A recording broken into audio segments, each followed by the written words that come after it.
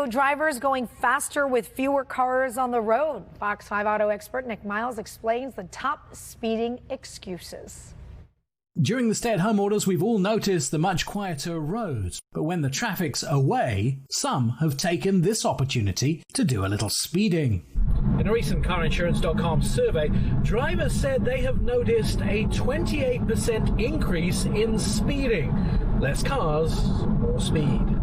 Before COVID-19, around 41 million speeding tickets were issued in 2019. That's about 125,000 a day.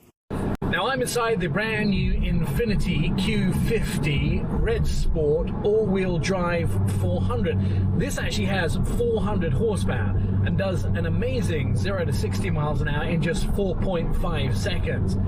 And it's quite easy to get in trouble when you're not paying attention. New for 2020, the Q50 has an all-new InTouch twin-screen infotainment system that has improved graphics as well as Apple CarPlay and Android Auto, designed to allow drivers to keep their eyes on the road.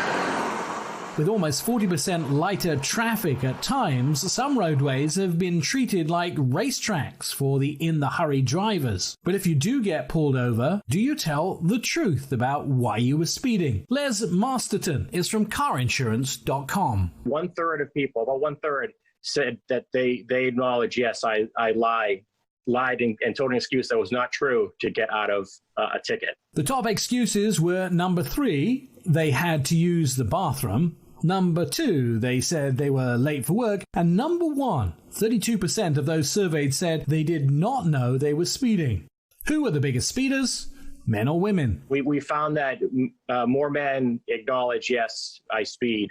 We found 88% of people overall admit to speeding up to 15 miles per hour over the speed limit, but there was more than a third that said they speed constantly. But be careful if you get caught and convicted of speeding. Not only will you face fines of several $100s, but drivers caught speeding pay on average 34% higher insurance rates in some states. Note, that little speeding trip could cost you $1,000 in total.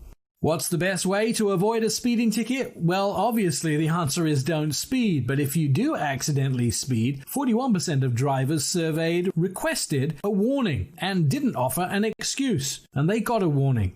It might be better to ask for forgiveness. For Fox 5 Morning News, I'm Nik Miles, not